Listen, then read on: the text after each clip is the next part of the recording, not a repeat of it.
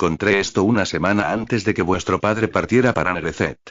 Teníais que empezar con las clases tan pronto como regresara. ¿Me permitiréis que os lo enseñe ahora? El consejo puede unirse a nuestras lecciones en cuanto os sintáis más cómoda con el lenguaje. Lyra se sonrojó a la vez que una oleada de esperanza la invadía. Con aquello sería capaz de comunicarse y de mantener conversaciones de verdad y de decir lo que pensaba. La muchacha asintió con entusiasmo. Ese es justo el deleite por aprender que me gusta presenciar, pequeña majestad. La sonrisa del primer ministro se ensanchó y empezó con la clase. Lyra practicaba cada día.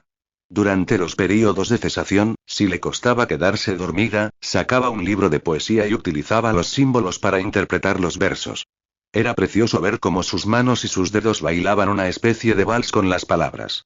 La princesa aprendió deprisa y, con la ayuda del primer ministro, su vocabulario y su comprensión de la política también aumentaron. Un día tomaría el cargo que ahora ocupaba Griselda y presidiría sobre las disputas de la vida doméstica de su pueblo desde el castillo, usando el lenguaje de signos y la palabra escrita para arbitrarlas. Lyra se preguntaba si aquello hacía que su tía se pusiera celosa. Si era el caso, lo escondía muy bien, ya que nunca volvió a referirse a sí misma como la madre de Lyra e incluso la trataba como a una igual. Sin embargo, la princesa no se atrevía a bajar la guardia. Aún recordaba los tirones de pelo que le había dado en las mazmorras, y la conversación secreta entre la bruja y su tía aún la perseguía. Lyra no lograba unir las piezas de aquel puzzle, pero sospechaba que Griselda sabía mucho más de lo que aparentaba sobre las muertes de su padre y Sir Nicolet. Lyra no estaba convencida de que la bruja fuera la única responsable, a pesar de que los soldados insistían en ello. De todos modos, su escepticismo sobre la culpabilidad de la bruja se hizo pedazos cuando la muerte volvió a oscurecer los pasillos iluminados por las velas de palacio, unos meses después del fallecimiento de su padre. Se había convertido en rutina que Lyra y sus tres primas se sentaran juntas en el solar durante la hora del té. Con las cortinas bien cerradas, practicaban el arte del bordado y el brocado, rodeadas por el aroma de la cera de las velas que se derretía, el vapor del té y de los pastelillos de fruta, y las canciones de los carboneros que descansaban en las jaulas situadas en la esquina. En el Doria, era tradición que las damas de honor de la realeza, cualquier chica que fuera familiar de la novia, cosieran el velo, los guantes y el tocado para la boda de su reina. Griselda ya había enseñado a sus hijas, y ahora insistía en que Lyra las acompañara para supervisar lo que hacían. En el pasado, las novias del Doria llevaban un vestido de terciopelo carmesí con volantes dorados, pero de acuerdo con la nueva moda, Griselda los había reemplazado por un vestido de organdí rosa pálido con encaje de color crema para favorecer la tez y la constitución delgada de Lyra. Las chicas estaban aprendiendo a coser en trozos de tela resbaladiza y fina antes de ponerse manos a la obra con el vestido de verdad. Cada tarde, mientras sus primas se dedicaban a las labores de costura diarias, su tía se mantenía ocupada con otras. Las cuatro chicas esperaban a que Griselda se marchara, aguja e hilo en mano, impacientes por compartir los nuevos chismes del reino que habían escuchado. Aquella tarde no fue diferente. A ti también te interesará escuchar esto, Lyra, y Avaricete se quedó en silencio mientras guiaba su aguja a través de una de las perlas del cuenco de porcelana que descansaba en la mesa entre ellas. Es sobre tu prometido. Su prima alzó la vista, y Lyra observó cómo le brillaban los ojos con una expresión similar a la malicia. A Lyra se le pusieron los pelos de punta. Las sombras, que percibieron su inquietud, se acercaron a ella. Mentalmente, les ordenó que se retiraran a sus esquinas. La princesa agarró una perla y la atravesó con su aguja para coserla en la tela que tenía sobre su regazo, ya que se negaba a limitarse a supervisar. Quería participar en las preparaciones de su propia boda y no ser una simple espectadora. Lyra tensó la mandíbula y esperó a que su prima mayor continuara hablando. Avaricete sonrió con ternura, aunque desvió la mirada hacia su hermana pequeña. A juzgar por la sonrisa en el rostro de Wurataline, esta ya sabía lo que iba a decir. El otro día oí a Sir Bartley hablando con mi madre. Vio al príncipe Vesper con sus propios ojos hace unos meses cuando acompañó al rey Kiran a Nerecet. ¿No tienes ganas de saber qué aspecto tiene? Lyra asintió de nuevo. Agradeció que su fascinación por el príncipe fuera una buena distracción de la agonía que sintió en el pecho después de oír a Avaricete mencionar a su padre. Sir Bartley dijo que era todo lo que un príncipe debía ser.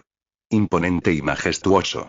Alto y bronceado, con el pelo del mismo color que las plumas de un cuervo. Se parece más a tus padres que tú, lo que significa que el reino no tendrá ningún problema en aceptarle. La insinuación sobre la aceptación que Lyra se había ganado a duras penas quedó flotando en el aire. Y estoy segura de que todo el mundo se sentirá aliviado de que los retratos de la realeza por fin cuenten de nuevo con algo de color. Avaricete esbozó una mueca. Urataline soltó una risa de burla. Si el pintor utiliza un fondo azul claro, Lyra se camuflará con él, y el resto de las personas serán como un calidosmático. Urataline sonrió con entusiasmo, completamente inconsciente de que fusionar las palabras calidoscopio y prismático la hacía sonar como una idiota. Avaricete estalló entre risas poco femeninas y Urataline se unió a su hermana, sin saber que ellas eran las que estaban ridiculizándose. Sus risas hicieron temblar el cuenco hasta que las perlas tintinaron. Lyra se sonrojó. No le gustaba que se le encendieran las mejillas. Cada vez que le pasaba, las venas bajo su piel transparente se oscurecían, y la hacían parecerse aún más a un fantasma. Acababa de descubrir que su prometido no estaba hecho de sol literalmente, lo cual significaba que no tenía nada que temer de él, físicamente hablando. Aquello le tendría que haber aliviado, pero solo hizo que se preguntara si su reino lo consideraría su único líder y la marginaría una vez más. Sus dos primas se tiraron al suelo entre carcajadas. Lyra permitió que las sombras se movieran por las paredes y se acercaran a ella. Los carboneros revolotearon en sus jaulas, nerviosos. Lyra habría tratado de tranquilizarlos, pero solo las criaturas de la noche parecían entenderla y reaccionar a ella. Por lo que decidió centrarse en sus primas. El primer ministro Albous a menudo le explicaba cómo su padre siempre se decantaba por la misericordia en vez de la ira, a no ser que su reino o un ser querido estuvieran en peligro. Por eso nunca quiso luchar contra Nerecet hasta que temió por el bienestar de Lyra. De igual modo, Lyra solo se había enfrentado a Griselda cuando su tía había puesto en peligro la memoria de su madre. Urataline y Avaricete ya estaban poniéndose en peligro al retorcerse tan cerca del carrito con ruedas donde estaba el té. Después de tantos años de burlas, Lyra consideró sus opciones. ¿Por qué resistirse a actuar, cuando lo único que haría falta es que la ráfaga de viento de una sombra pasajera volcara la bebida ardiendo encima de sus cabezas? Lyra dejó su tela en la mesa y se levantó. Una mano en su codo la detuvo. Lustacia había abandonado su asiento y se había arrodillado delante de la silla. Era la única prima que no estaba riéndose. Últimamente, Lustacia caminaba con Lyra por los pasillos oscuros en lugar de por la pajarera o los jardines iluminados donde la princesa no podía seguirlas. Lustacia la esperaba pacientemente mientras Lyra aprendía el lenguaje de signos con el primer ministro, aunque no comprendía muy bien aquel nuevo idioma. Lyra, espera, por favor. Los ojos azul oscuro de Lustacia, sombreados por sus túpidas pestañas, se clavaron en los de la princesa mientras le apretaba el brazo. El contacto físico sorprendió a la princesa.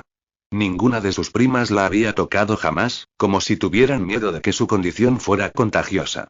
Le pareció algo tan poco natural que casi se apartó de Lustacia impulsivamente, pero la promesa de poder entenderse con ella hizo que se sentara de nuevo. Con un solo pensamiento, Lyra ordenó a las sombras que regresaran a sus respectivas esquinas. Lustacia le dio unos pequeños golpes en el codo y la soltó. Mucho mejor, no dejes que esas bobas jueguen contigo. Los celos las ciegan. Ninguna de las dos se casará con un príncipe jamás. La verdad es que ambas son tan simples y ¿por qué querría un hombre estar con ellas? Las hermanas mayores de Lustacia se quedaron en silencio y observaron a la princesa mientras trataban de tomar aire, con los rostros rojos de tanto reír. Ava ha comido tantos pastelitos que su personalidad está pudriéndose junto con sus dientes. Y Urat, bueno, si al menos se leyera aquel diccionario que tenía tu madre en la habitación, se ahorraría una vida entera de pataletas, porque no aparentaría ser tan inculturista todo el tiempo. Ambas chicas tartamudearon, como si no fueran capaces de pronunciar ni una palabra. Si estáis tan aburridas que no podéis pensar en nada mejor que hacer que ser malas personas, comentó Lustacia, y se levantó, puedo ofreceros una opción.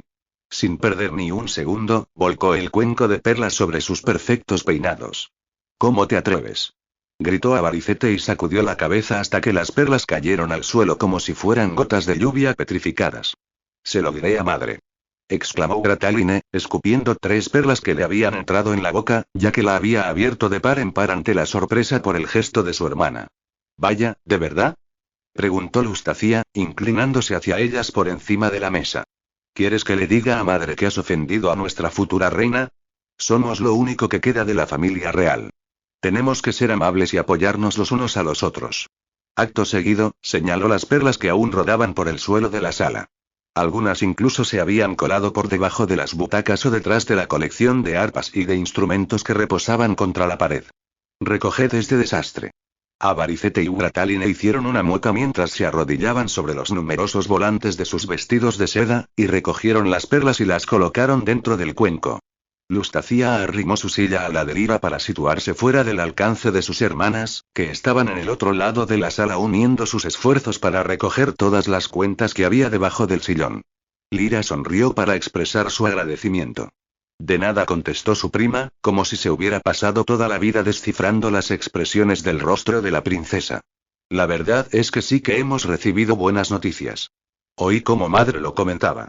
Lyra inclinó la cabeza hacia un lado, y sintió curiosidad y recelo a la vez. A menudo experimentaba aquel péndulo de emociones que hacía que se balanceara entre confiar en otras personas y ceñirse a su propia naturaleza cautelosa. Han llegado sombras de medianoche y polvo de estrellas desde Nerecet. Lustacia agarró de nuevo su trozo de tela y siguió cosiendo. En aquella ocasión, decidió ser más precavida y utilizar un dedal, ya que se había amoratado el pulgar la semana anterior. Las costureras hechizadas empezarán a coser la tela de cielo nocturno dentro de unos días. Hay suficiente como para hacerte un traje entero, así que pronto nos acompañarás al exterior. Lustacia hizo una pausa y bajó la vista. Y el príncipe te ha enviado una nota. La prima de Lyra metió la mano dentro de su manga de encaje y sacó un cilindro de pergamino negro. Madre, quería guardarla hasta que fueras más mayor, pero la cogí cuando no estaba mirando. Necesitaré que me la devuelvas para que no se entere de que la he tomado prestada. Lyra asintió y tomó el cilindro oscuro. Por lo que parecía, había utilizado vitela de cuero de becerro, como los pergaminos con los que el primer ministro Albous le enseñaba el idioma de signos, pero aquel estaba teñido de negro. Mientras lo desenrollaba para leerlo, percibió un aroma refrescante a cuero, como el olor a invierno que sentía cada vez que sujetaba la rosa de panacea de su madre. La nostalgia le irritó la nariz. La princesa alzó la vista para asegurarse de que sus otras dos primas seguían ocupadas y luego extendió el pergamino sobre su regazo, tapándose con el mantel de la mesa. La tinta dorada resaltaba contra el fondo negro, y Lyra se sintió atraída por ella. La princesa trazó la letra elegante y curvada con la yema del dedo. La tinta se movió. Parecía responder a su tacto, y pequeñas partículas se enredaron en su piel como si fueran motas de polvo revoloteando en una habitación iluminada. Como si los delicados rayos de sol vivieran en cada frase. Lyra tragó saliva para deshacerse de un resuello de sorpresa y miró a Lustacia, pero su prima estaba vigilando a sus hermanas atentamente, controlándolas desde lejos para recordarles que se habían dejado algunas perlas por recoger si se acercaban demasiado. La letra brillante le hizo cosquillas en los dedos, provocando una sensación de calidez que no era incómoda, sino intrusiva, como si quisiera invadirla. Desorientada por la sensación, la princesa apartó la mano y la tinta regresó a su lugar en el pergamino, dejando polvo dorado a su paso antes de volver a transformarse en palabras. Lyra negó con la cabeza y tomó aire. Entonces, pegó las manos a los costados y se concentró en el mensaje. Querida princesa Lyra. Hace algunos minutos he contemplado cómo nuestro cielo nocturno se iluminaba con ese resplandor fugaz del amanecer. Durante unos instantes, he visitado tu mundo, junto a ti. Los colores se arremolinaban en una mezcla de violeta, morado y plateado, como tu pelo y tus lágrimas. Aún no he visto tu rostro, pero conozco tu canción. Ilumina mi imaginación con el mismo asombro que me aporta cada destello del amanecer. He oído lo que tu reino piensa del mío, pero no dejes que te hagan temer sobre nuestro futuro. Te protegeré. Y tienes que saber esto. Aquí también hay belleza. Es verdad, no tenemos sinsontes que trinen, arrendajos azules, golondrinas o tordos. ¿Por qué iban a cantar sin la luz del sol como fuente de inspiración? Sin embargo, contamos con nuestras propias sinfonías. Grillos, ruiseñores, búhos y lobos que elogian la belleza de nuestra luna de nieve. Incluso los murciélagos se regocijan con una melodía característica de la noche. Después de tu 17º cumpleaños, te llevaré a Nerecet para compartir todo esto contigo. Hasta entonces, te mantendré a salvo, entre sombras y polvo de estrellas que yo mismo he escogido, para que conozcas el esplendor y la comodidad de tu mundo bañado por el sol con la seguridad de la penumbra, así confiarás en la grandeza de mi devoción por ti. Piensa en mí cada vez que veas la luz del atardecer en tu cielo, del mismo modo en que yo pensaré en ti cuando presencie el destello del amanecer. Tuyo, en el día y en la noche, el príncipe Vesper. El pulso de Lyra se aceleró y se ruborizó, pero aquella vez no tenía nada que ver con las partículas intrusivas de tinta. Nunca había leído unas palabras tan hermosas y sinceras, al menos no dirigidas hacia ella. Lyra se cubrió las mejillas con las manos para ocultar las venas que seguro resaltaban bajo su piel. Quería responder a la carta del príncipe con otra, pero Griselda nunca se lo permitiría. Lustacia recuperó el pergamino y lo enrolló sin hacer ruido. Mientras lo hacía, Lyra se percató de que la tinta no respondía al tacto de su prima como lo había hecho con el suyo. La princesa pasó la palma por el lado que no estaba escrito para probarlo de nuevo. La letra se iluminó y se transparentó en la otra cara del pergamino. Por un instante, las yemas de sus dedos relucieron a modo de respuesta, como si la luz que había absorbido antes recordara su fuente. ¿Te lo puedes creer? Lustacia tenía la vista clavada en el rostro de Lyra, y no se dio cuenta de la mágica reacción de la tinta mientras se apresuraba a guardarse el cilindro dentro de la manga. Él mismo está escogiendo todos tus materiales. Lyra sacudió los dedos, a pesar de que la luz ya había desaparecido. ¿Cabía la posibilidad de que se lo hubiera imaginado? Quizá los poéticos sentimientos del príncipe la habían transportado a un mundo de fantasía y deseos. Veo que estás igual de encantada que yo, susurró Lustacia. Una sonrisa delicada le suavizaba los rasgos faciales. El príncipe ha recogido con sus propias manos las piezas de lo que se convertirá en tu escudo contra el sol. Solo tiene 15 años y ya está llevando a cabo gestos románticos. ¿Te imaginas cómo será cuando sea adulto y, como marido? ¿Como tu rey? Romántico, pensó Lyra. La princesa no tenía un concepto real de algo así. Pero la amabilidad. Eso sí que lo conocía. Durante muchos años había anhelado salir al exterior y, respirar el aire de verano, observar cómo los cisnes se fundían con las nubes, con sus plumas blancas. Contemplar cómo las ranas y los peces saltaban por el lago de cristal y humedecerse la cara con el agua fresca a través de su capucha. Y recoger las piedras plateadas que rodeaban la orilla del lago y guardarlas en cajas forradas de satén, porque tenían mucho más valor que todas las joyas y las piedras preciosas que formaban parte del tesoro del reino. Ahora, por fin, aquello podría convertirse en su realidad gracias a las manos del príncipe. La esperanza de que llegara un día como aquel era la razón por la que su padre había insistido en conseguir materiales para su traje de cielo nocturno en aquel tratado de paz. Incluso aunque él ya no estuviera vivo, seguía cuidando de su princesa, ayudándola a formar parte de algo, y por lo visto el príncipe compartía la compasión de su padre. La oleada de felicidad que se apoderó de su pecho le recordó la promesa de Eldoria en aquel tratado, pues Nerecet necesitaba las rosas de panacea para crear medicamentos.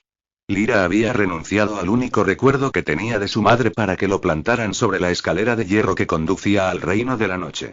Necesitaba saber si aquel sacrificio había valido la pena. Lyra agarró la tela que tenía entre las manos y la dobló para que los pliegues parecieran los pétalos de una rosa.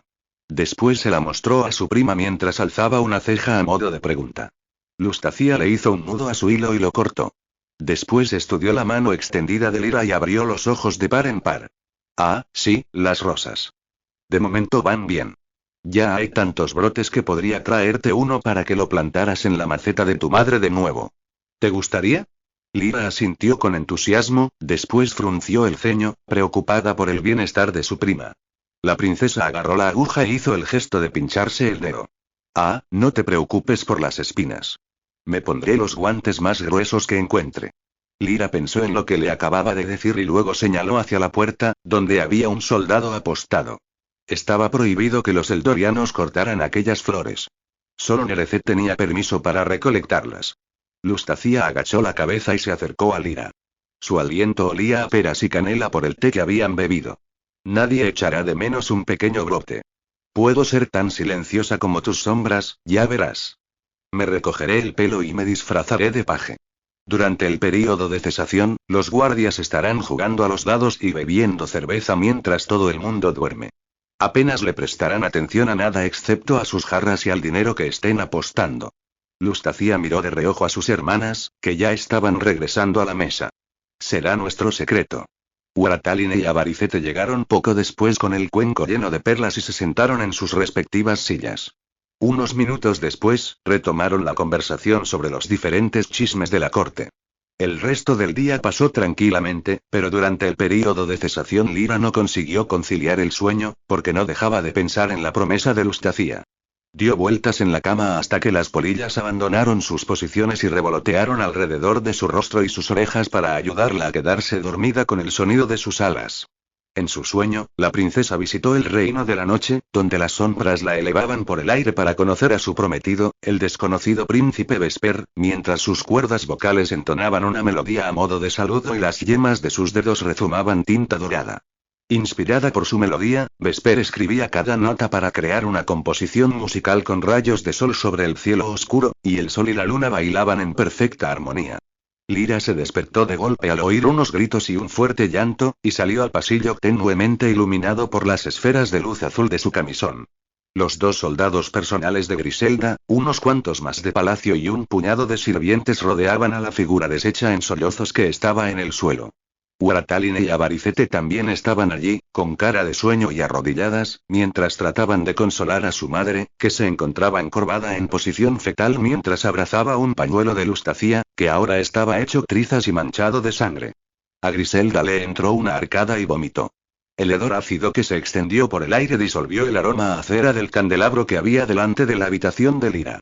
Los sirvientes susurraron, preguntándose por qué Lustacia se habría alejado tanto de las puertas del castillo, por qué habían encontrado una rosa de panacea al lado del sombrero ensangrentado de un paje y su pañuelo en la entrada del desfiladero de la ceniza, aunque no faltaba ningún paje y todos estaban descansando en sus aposentos. Seguro que se trata de algún tipo de magia negra que ha seducido a la chica mientras soñaba, comentó uno. ¿Que la llevó a ir a recolectar flores disfrazada? ¿Qué pasará con nosotros si nuestras mentes pueden caer presas de semejantes hechizos? Puede que el desfiladero aún esté hambriento. Podrían arrastrarnos a todos hacia esa arboleda sinuosa antes de que empiece el nuevo día, contestó otro. Ninguno de los guardias había visto nada, y tampoco habían encontrado la ropa o los restos de Lustacia, aparte de un mechón sucio y apelmazado de su brillante pelo castaño junto al bastón de hueso de la bruja del tormento. A Lyra le ardían los ojos.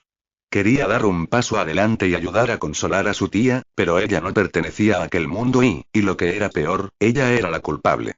Lyra no solo había liberado a la bruja de las mazmorras hacía unos meses, sino que Lustacia había abandonado el castillo para hacerle un favor.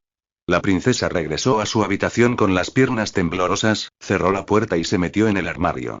Se quedó allí dentro y dejó que la oscuridad la envolviera. Se le encogió cada vez más el pecho cuando pensó en la piel pecosa de su prima contusionada con marcas de mordeduras y de espinas, hecha pedazos como el pañuelo ensangrentado que habían encontrado. Los sollozos de Lyra pasaron a ser gemidos, una canción melódica amortiguada por uno de los vestidos de su madre que aún quedaban en el armario, con el que se había envuelto la cabeza. Cuando se le secó la lengua contra aquella tela y se quedó afónica, permaneció encorvada en un silencio desesperado, con el pecho y los pulmones irritados y vacíos. Mia abrió el armario un tiempo después. «Oh, princesa». La criada desenrolló a Lyra de aquel nido de terciopelo. «Nos has dado un buen susto. No te encontrábamos, y después de lo que le ha sucedido a Lustacia», y añadió, y se mordió el labio, como si no estuviera segura de cuánto sabía Lyra del tema. Las mejillas teñidas de morado debieron dejarlo bastante claro, porque Mia abrió los brazos de par en par para que la princesa pudiera fundirse en ellos. Eran un cómodo cojín que olía a talco y a algodón limpio. «Ya pasó, cariño, ya pasó». Mia acarició el pelo despeinado de Lyra. «No te pasará nada. La reina regente Griselda se encargará de ello. Si algo bueno puede salir de esta tragedia es que tu tía ha abierto los ojos y se ha dado cuenta de lo importante que eres para todos nosotros. Ahora, vamos a recoger tus cosas. Te mudas a las mazmorras». 7. Leche, tostadas y fantasmas desafortunados. Para la mayoría de las princesas las mazmorras suelen ser lugares enormes y fríos. Sin embargo, Lyra ya había encontrado consuelo y ayuda entre las sombras y las criaturas que habitaban allí. Aún así, con el corazón roto por las recientes muertes de su padre y Sir Nicolette, y ahora la de su prima, se sentía más sola que nunca. El hecho de que la encerraran allí era más bien un castigo que una medida de protección. Lyra no le había dicho a nadie por qué Lustacia se había marchado del castillo, pero, ¿podía ser que Griselda lo supiera? ¿Sería aquella la venganza de su tía? ¿Encerrar a su sobrina para asegurarse de que todo el reino se olvidara de ella? La mañana después de que desapareciera el cuerpo de Lustacia, Griselda reunió a Ugrataline, a Avaricete y a Lyra en la tarima del gran salón. Las tres llevaban vestidos de un solemne azul oscuro y morado para mostrar su luto. Lyra había tomado prestado el vestido del armario de su prima fallecida, ya que ella no tenía conjuntos de aquellos colores tan oscuros en su vestuario. El consejo, una multitud de súbditos y todos los sirvientes entraron al salón y escucharon a Griselda. Este no ha sido un acto aleatorio de una bestia mágica que merodeaba por las afueras del desfiladero y había cruzado la frontera, anunció Griselda, y dejó que la larga cola de su vestido se arrastrara por el suelo mientras escudriñaba la habitación. La criatura que atrajo a mi hija hacia aquel bosque es la bruja que tuvimos como prisionera. Tenemos pruebas de ello, añadió. Griselda sostuvo en alto el bastón de hueso y todos los asistentes exclamaron asustados. Lyra tragó saliva para deshacerse del nudo que se le había hecho en la garganta. Seguro que Griselda iba a culparla públicamente por la fuga de la bruja. El peso de las miradas de todo el mundo hizo que la princesa se sintiera aún más culpable, por lo que clavó la vista en el suelo de mármol que tenía bajo los pies, donde sus leales sombras descansaban, imitando sus movimientos. Su tía continuó hablando sin mirarla. La bruja quiere vengarse de la realeza de Eldoria. Mató a mi hermano, nuestro rey, después se comió el corazón de su querido amigo y su soldado de confianza, Sir Nicolet. Ahora se ha llevado a mi querida Lusta, y la voz de Griselda se quebró, y dejó caer el bastón de la bruja al suelo, causando un ruido estridente que resonó por todo el salón. Griselda palideció. Preocupada porque su tía volviera de vomitar, Lyra dio un paso hacia adelante instintivamente, pero retrocedió cuando se acordó de lo mucho que Griselda odiaba su tacto. Uno de los soldados, Sir Erwan, se acercó a ella para proporcionarle un brazo en el que apoyarse. Griselda aceptó su oferta, y la luz de las velas iluminó las lágrimas que le rodaban por las mejillas. Lyra observó la escena, compartiendo aquel dolor y vio a su tía con otros ojos. Griselda podría haberle dicho a todo el mundo que Lyra había liberado a la bruja, pero no lo había hecho. La reina regente tomó aire entre respiraciones entrecortadas y continuó hablando. Como muchos de vosotros sabéis, los materiales de cielo nocturno también han desaparecido. Un conjunto de murmullos resonó en las paredes del tenue salón. Era la primera vez que oía aquella noticia. El hecho de que la desaparición de los artículos que el príncipe Vesper había enviado con tanto cariño le afectara más que a nadie representaba un ataque claro contra Lyra. La princesa, que estaba detrás de las faldas de su tía y al lado de sus dos primas llorosas, cerró los ojos para que las lágrimas no le mancharan el cuello blanco de encaje de su vestido prestado. Saber que Lustacia no volvería a llevarlo más lo ponía todo en perspectiva. Qué idiotez entristecerse por unos materiales que habían robado. Al menos ella aún seguía viva. Es obvio que la bruja no trabaja sola, continuó, aunque le temblaba la voz. Un espía oscuro está acechando nuestro palacio. Debemos esconder a nuestra futura reina. Acto seguido, Griselda se giró para guiar a Lyra hacia adelante y le colocó una mano sobre la cabeza con delicadeza. Era un gesto tan diferente a la última vez que le había tocado aquella zona, y para asegurarnos de que vive hasta el día de su coronación y de que cumple con la profecía y el tratado de paz como la esposa del príncipe de Nereseth, debemos esconderla en las mazmorras, lejos de la luz del sol y protegida de los enemigos invisibles. Nadie, excepto su familia, interactuará con ella, añadió, y señaló hacia sus hijas y hacia ella. Los dos soldados que estaban apostados a las puertas de mi habitación cuando Lustacia desapareció son los únicos dos súbditos con una coartada que puedo corroborar. Con esto en mente, Sir Erwan y Sir Bartley serán los que vigilen nuestras dependencias. Solo ellos nos traerán la comida, atenderán nuestras peticiones personales y necesidades, y llevarán y traerán nuestra colada.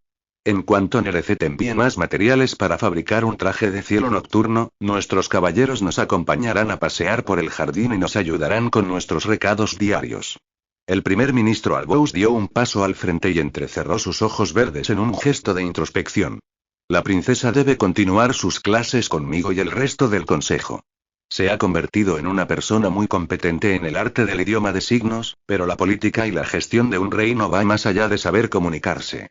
¿Cómo aprenderá diplomacia y a administrar la justicia si permanece encerrada con el resto de su familia? El cuerpo de Griselda se tensó, pero para sorpresa de Lyra, respondió al primer ministro con un tono calmado. La princesa Lyra y yo mantendremos correspondencia con el Parlamento y el Consejo a través de cartas, para que podamos desempeñar nuestros deberes judiciales y de la realeza. Lyra seguirá participando en la política del reino, aprenderá diplomacia y tomará decisiones sobre cualquier tema. No habrá ninguna discusión más al respecto. Su seguridad es lo más importante. El sustento de nuestro reino y el equilibrio de nuestros cielos depende de ello. Por lo tanto, nosotras cuatro permaneceremos en nuestro refugio hasta que capturen y aprisionen a la bruja y a su espía. Aunque les lleve los próximos 5 años en hacerlo. En medio de un estallido de susurros preocupados, Griselda agarró la mano de Lyra sin ni siquiera hacer una mueca, sorprendiéndola por tercera vez. Con su mano libre, Griselda huyó a Ugrataline, que se aferraba a Varicete. Unidas, descendieron de la tarima y se dirigieron a la puerta, flanqueadas por los 2 soldados a los que la reina regente había encargado su protección. La corte silenciosa de los bichos de Lyra también la siguió. Las criaturas se escondieron en las esquinas. Sus sombras se arrastraron bajo sus pies, alargándose y encogiéndose con cada paso que daban. Lyra se giró y observó, por última vez, a los miembros del consejo y a los sirvientes, con los que estaba más familiarizada, y clavó la vista en el primer ministro. Se le encogió el corazón al pensar en que perderían el tiempo que pasaban juntos, y aún le dolió más ver que él también se había quedado sin palabras. Durante el resto de la mañana, en un torbellino de preparaciones, Lyra observó cómo transportaban sus cosas a la celda más grande y más lejana de las mazmorras. Retratos familiares, cuadros, libros, cartas y material de costura, muebles, un baúl grande lleno de ropa, incluyendo los otros vestidos de la reina Arael, sábanas, especias secas y un surtido de jabones. También llevaron una bañera, un orinal y un hogar forjado de hierro, para su higiene y comodidad. 2 horas antes de que el reino entero se retirara durante el período de cesación, Lyra descendió las escaleras de caracol junto a su familia para entrar en su nuevo hogar por primera vez. Tapices de colores brillantes aromatizados con especias decoraban las paredes de arriba a abajo, hábilmente colocados para cubrir las frías piedras y enmascarar el hedor. Una cuerda larga y dorada colgaba del techo y los conectaba. Los soldados de Griselda se habían encargado de colgarlos antes de que amueblaran la celda. Le explicaron que si tiraban de la cuerda, los tapices se despegarían de la pared, y sería más fácil limpiarlos. Había 2 sencillas camas con dosel y colchones rellenos de lana de oveja contra una pared, decoradas con unas telas de encaje que tenían un aspecto tan etéreo y vaporoso que podrían haber sido fragmentos de nubes con lazos rojos. El baúl, lleno de sábanas y provisiones, estaba situado a los pies de la cama más grande. A los pies de la más pequeña, había una caja de madera de pino alargada y cerrada con un pestillo que servía para depositar la ropa y las sábanas sucias para que los soldados las llevaran a la lavandería. También había una mesa con 4 sillas acolchadas y un hogar. Tenía una chimenea de cobre que conectaba con una tubería que acaban de construir para filtrar el humo de la estancia. Reemplazaban el camastro y los aparatos de tortura que habían decorado aquella celda previamente. La luz tenue de las velas de los candelabros de la pared parpadeó. Las llamas se reflejaban en un espejo que habían colgado del techo para crear un efecto luminoso en las paredes. Era una alternativa segura a las ventanas. Entonces, llegaron los últimos cambios que transformaron la celda en una cabaña que parecía salida de un cuento de hadas. Parras de madreselva recién cortadas, que tendrían que reemplazarse cada día, sobresalían de grandes jarrones. Jaulas con carboneros, ruiseñores y golondrinas. El aroma a néctar y los gorgoteos melódicos de los pájaros llenaron la habitación, generando la impresión de que estaban en el exterior. Lyra ignoró la sensación surrealista que le recorrió la columna y dio un paso hacia adelante. Pisó las alfombras coloridas y las pieles de oso con cuidado. La duda que albergaba en su corazón pesaba en su interior como un ancla. Aunque todo era opulento, seguía siendo una sola habitación para compartir con la tía y las primas que una vez habían sido tan crueles con ella. ¿De verdad vivirían ahí durante los próximos 5 años si no capturaban a la bruja ni a su espía? Al fin y al cabo, ¿no necesitaba el reino a su princesa ahora más que nunca? Cansadas de llorar todo el día, Ugrataline y Avaricete se tambalearon hasta las camas y se dejaron caer sobre las mantas mullidas. Algunos sirvientes se quedaron en la celda, reorganizando y limpiando hasta que Griselda les ordenó que se marcharan. Mia se retiró a un rincón donde habían apilado los retratos de la familia real. Su tía insistió en que trajeran allí abajo cualquier recuerdo de Lyra o de sus padres, para que no los olvidara con el paso del tiempo. Griselda incluso había insistido en traer el espejo roto de la reina Arael, que el padre de Lyra había arreglado después de que su hija lo rompiera antes de marcharse a Nerecet. ¿Puedo colgar estos o buscar un lugar donde colocar el espejo, Lady Griselda?, preguntó Mia. No. Necesitaremos tener algo que hacer para pasar el tiempo, contestó Griselda, quitándole el trapo del polvo a la criada. Es hora de que te vayas. Mia trató de hacer valer su lealtad de nuevo. He servido a la princesa toda su vida. ¿Se me puede permitir pasar a visitarla al menos una vez al día? Por la tarde, a la hora del baño, o para leerle historias o poesía. Me comprometí a servir a la monarquía del Doria de por vida, señora. La expresión cansada de Griselda se transformó en una mirada astuta. Si deseas continuar sirviendo a la familia real, puedes convertirte en nuestra catadora. Es obvio que has practicado bastante. Griselda pellizcó el grueso antebrazo de Mia y la guió hasta la puerta. Los soldados la esperaban en el umbral, después de haber dirigido a los demás sirvientes hacia el pasillo de piedra y las escaleras de caracol que los devolvería al castillo. En tiempos como estos, añadió Griselda, las comidas pueden resultar algo peligrosas. Estamos indefensas y a la merced de las manos del cocinero y del personal de la cocina. Demuestra ser valiente y leal y cata nuestros platos, y poco a poco confiaré en ti lo bastante como para permitir que lleves a cabo tus tareas dentro de nuestro refugio. La reina regente le dio un pequeño empujón a Mia y rompió el contacto visual entre la criada y Lyra. La puerta se cerró con un golpe que reverberó por todas las paredes como un trueno y que hizo tintinear los pestillos y los cerrojos. El estruendo metálico vibró por el suelo y las piernas de Lyra hasta llegar a su pecho, haciendo que sintiera una extraña presión en su corazón. Con los soldados apostados fuera, el silencio invadió la habitación. Hasta los pájaros permanecieron callados, y solo se percibía el frufru de sus plumas, el sonido de las velas derritiéndose en los candelabros y los delicados sollozos de las primas de la princesa. Griselda y Lyra se contemplaron la una a la otra mientras los reflejos de la luz de las velas las envolvieron en una secuencia vertiginosa. Su tía frunció el labio y le mostró unos dientes a través de una sonrisa horripilante. Era la misma expresión que perturbó su corazón el día del entierro de su padre. Su tía no la había perdonado por liberar a la bruja que había matado a Lustacía. De ningún modo. Lyra titubeó y miró a su alrededor. Al estar en una celda poco iluminada, sus sombras podían instalarse donde quisieran. Flotaban en los rincones y debajo de los muebles, y le hacían sentirse más valiente. La princesa contaba con sus propios soldados leales, igual que Griselda. Con aquello en mente, Lyra les hizo una señal mentalmente y las llamó para que vinieran desde la habitación de su madre, en el ala norte del castillo, por si necesitaba refuerzos. Griselda apartó la vista y se concentró en los aperitivos que los sirvientes habían depositado en una bandeja al lado de la mesa. La reina regente vertió leche hirviendo de una jarra de porcelana en diferentes tazas y llamó a sus hijas. Ha sido un trágico día. No esperaremos al período de cesación para irnos a descansar. Tomemos leche y tostadas y vayámonos a la cama. Lyra, tú también, por favor. Tengo que hablar contigo antes de irnos a dormir. Con cautela, Lyra siguió a sus primas y se sentó donde su tía le había ordenado. Había utensilios y sillas necesarias para cada una de ellas. La ausencia de una quinta que hubiera acomodado a Lustacía hizo que a todas se les encogiera el corazón. Lo veía claramente en los ojos rojos e hinchados de sus primas y en sus labios fruncidos mientras mordisqueaban el pan de pasas que tenían en el plato. Lyra sorbió la leche para que se le asentara el estómago, incapaz de probar bocado. La calidez cremosa le caló en los huesos, aunque aún no había logrado relajarse. Griselda tocó las cabezas de sus hijas en un gesto de consuelo. Hoy ya no derramaremos más lágrimas. Son para los débiles y los desamparados. Pero nosotras y nosotras somos poderosas y tenemos esperanza. Griselda se levantó de la mesa. La cola de su vestido se arrastró por las alfombras a medida que avanzaba hacia las jaulas de los pájaros. ¿Qué os parece si escuchamos un poco de música? ¿Por eso has traído a los pájaros de la pajarera? Preguntó Avaricete mientras relamía el glaseado blanco del borde de su tostada. ¿Cantarán hasta que desaparezca nuestra tristeza? Los he traído para que no haya plagas en nuestra casa. Ya sabéis lo mucho que aborrezco los bichos. La mirada oscura de Griselda se clavó en los ojos de Lyra. No han comido desde ayer. El hambre los hace ser mejores cazadores.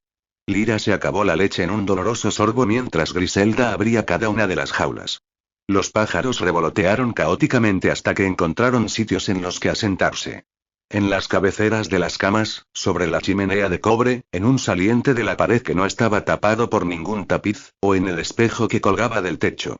Sorprendida por la ingenuidad de su tía, Lyra se limpió la leche de los labios con el revés de la manga. Mentalmente, llamó a las polillas y a las arañas, que ahora estaban correteando por las paredes del castillo, y les prohibió que entraran en las mazmorras.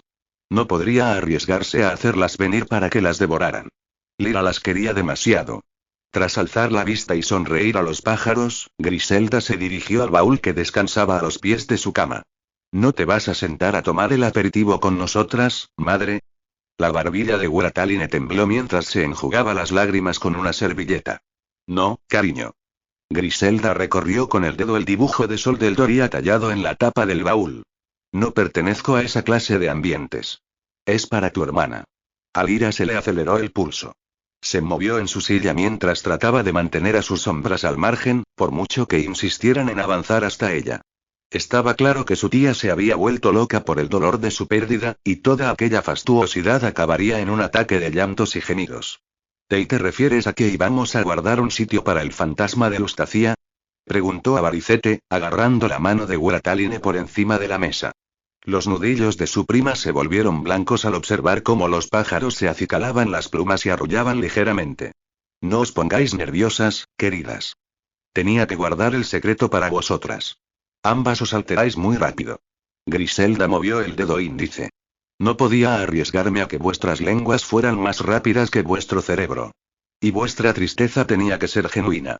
Pero no os preocupéis, vuestra hermana no es un fantasma más de lo que yo soy una perdedora. Griselda cerró la mano en un puño y golpeó el baúl 3 veces. 3 golpes le contestaron desde dentro. Lyra y sus primas resoplaron a la vez. Griselda rió al abrir la tapa. Las bisagras chirriaron. Una forma emergió de entre las sábanas dobladas. La ropa cayó al suelo como una avalancha desde el interior. Lyra casi escupe la leche cuando una mata de pelo plateado idéntico al suyo apareció de las profundidades del baúl. El rostro, con el ceño fruncido, pertenecía a una Lustacia más que viva. Aunque sostenía un ramo mustio de rosas de panacea, no tenía ni un rasguño. Griselda ayudó a su hija a levantarse. Algo que le resultó más fácil gracias a su vestimenta. Los pantalones rotos de un paje y la túnica que no habían logrado encontrar en la sangrienta escena de su desaparición. A Lyra le daba vueltas la cabeza. ¿Por qué haría Griselda que todo el mundo sufriera la muerte de Lustacia? ¿Por qué iba a fingir estar desconsolada hasta el punto de parecer que estaba a punto de morir de tristeza? ¿Y por qué el pelo de Lustacia era como el suyo? Cuando Lyra pensó en la última pregunta, una sensación lúgubre se formó en su pecho, como si se hubiera tragado trozos de cristal. La respuesta apareció frente a ella. Una explicación tan repugnante y astuta que el aire de sus pulmones se marchitó con un grito desesperado. Guerataline y Abaricete se levantaron de golpe y corrieron hacia Lustacia para abrazarla, sin preocuparse por entender la lógica que había detrás de todo aquello. Simplemente estaban eufóricas de haber recuperado a su hermana. Temblando, Lyra se levantó de la silla. Tú y eres yo, pensó. Con mímica repitió aquella acusación a Lustacia. Si al menos sus polillas no hubieran estado escondidas, podrían haberla ayudado a decir las palabras en voz alta. Pero Lustacia fijó su mirada en las rosas que tenía en brazos, y demostró que no tenía que oír a Lyra para sentir remordimiento por todas las mentiras que le había contado. Griselda se plantó en la línea de visión de Lyra, bloqueando cualquier posible contacto entre ella y su prima. Es una pena que no pudieras acompañarnos en todos aquellos paseos soleados por el reino. Los paseos tienen un efecto revitalizador muy productivo en el proceso mental de una persona. Por ejemplo, hace solo unas semanas me encontré con un grupo de niños jugando en el lago de cristal, imitando el color plateado del pelo de su princesa. Y tuve una revelación gloriosa. Me dije a mí misma, piensa, Griselda. Con el paso de los años, cualquiera de estos niños podría parecerse a la princesa de la que habla la profecía. Solo necesitarían tener la misma constitución física. Lyra se percató de lo bien que le quedaba el vestido azul marino y morado que llevaba puesto y retrocedió hasta la mesa. Llevaban planeando todo aquello durante semanas, quizá meses. Se lo habría esperado de Griselda, pero ¿y de Lustacia? Pensaba que estaban convirtiéndose en amigas. En familia. La angustia se apoderó del corazón de Lyra y empezaron a escocerle los ojos. Había sido una estúpida. Ella no tenía familia. Ya no. Guerataline y Abaricete se subieron a la cama más pequeña. Sus rostros brillaban con una expresión de malicia, fascinadas por la confesión de su madre. Es el resultado de una simple capa de arena plateada, continuó explicando Griselda. Lustacia se encorvó mientras su madre le acariciaba la lustrosa melena plateada, y la miseria que reflejaba su rostro se intensificó. Imagínate lo que puedo hacer con un poco de ayuda de la alquimia. Además, los rasgos de una persona normalmente cambian a medida que crecen.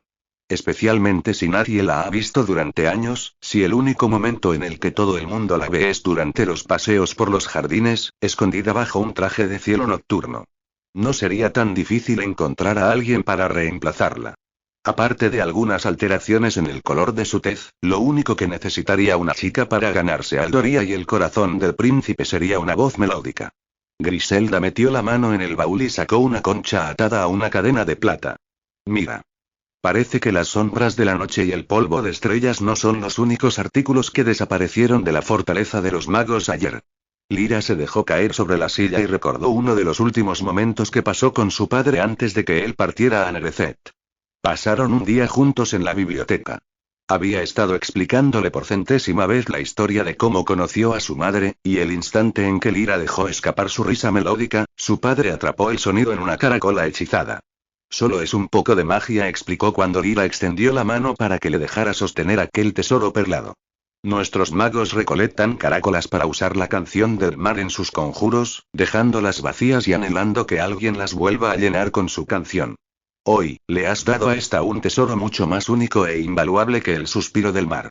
Lo compartiré con la reina Nova. Se enamorará de ti cuando lo oiga, y no se opondrá a nada. Griselda chasqueó la lengua, y Lyra regresó a la realidad. Cuando tu padre capturó el eco de tu risa, te dijo que si llenas una caracola hasta el filo y luego la sellas con un caucho de madera de sauce hechizado y cubierto de sal marina, puedes escuchar el sonido atrapado dentro si aflojas el tapón poco a poco hasta que la melodía se gaste. O, que puedes triturar la caracola, el corcho y la sal hasta que se conviertan en un polvo, combinarlo con una simple poción de transferencia y tragarte el sonido para hacerlo tuyo. Lyra se quedó boquiabierta. Desde aquella mazmorra aislada del resto del mundo nadie escucharía sus melódicos sollozos. La princesa clavó una mirada desesperada en los retratos de la familia real que ya no decoraban las paredes del castillo, y se fijó en los de su padre y ella. Griselda no podía hacer que todo el mundo olvidara la existencia de su princesa, pero sí que no recordaran su rostro. Un escalofrío la recorrió de pies a cabeza, y la dejó exhausta y débil. ¿No te encuentras bien, querida? ¿Quizá un poco mareada? Sé el lugar perfecto para que duermas. Solo entonces Lyra se percató de lo mucho que el baúl se parecía a un ataúd. Debo admitir que me impresionaste por un momento. Griselda golpeó el borde de la tapa abierta del baúl con su dedo anular, decorado con el anillo de rubíes de la reina Arael. Lo debía de haber robado de la habitación de Lyra mientras recogían todas sus pertenencias. Sin embargo, tu cerebro no es igual que el mío. La edad tiene sus ventajas. Una vida entera de sabiduría es mucho más valiosa que toda la magia de las sombras. La habitación empezó a dar vueltas, y Lyra se agarró del pico de la mesa para estabilizarse, haciendo que las tazas de té tintinearan. Estaba sucediendo algo malo dentro de su cabeza. Notaba cómo todo y se volvía borroso. Desenfocado e inalcanzable. La princesa llamó a sus bichos, incapaz de recordar alguna razón por la que no debía hacerlo. Cuando los pájaros se abalanzaron sobre las polillas y las arañas, el crujido de sus exoesqueletos y sus alas rompiéndose aportó una claridad trágica a los pensamientos de la joven. Lyra llamó a sus sombras y las alimentó con su ira ante semejante traición. Aturdida, vio el tranquilo y cauteloso eclipse que estaba formándose desde cada rincón, como si las sombras fueran unas nubes oscuras preparándose para una tormenta. Se alzaban desde debajo de las camas, y sus ráfagas despeinaron el pelo polvoriento de Lustacia y tiraron de los vestidos de Guerataline y Avaricete. Las tres chicas se metieron bajo las sábanas, entre gritos de terror. Griselda, que ni siquiera se había inmutado, corrió hasta el centro de la habitación y estiró del cordel dorado que unía los tapices. Se despegaron de las paredes al unísono y desvelaron los paneles de cobre que las cubrían de arriba abajo. La luz de la habitación se reflejó en ellos, luego en el espejo y rebotó de nuevo, magnificada, haciendo que las sombras de Lyra se desvanecieran.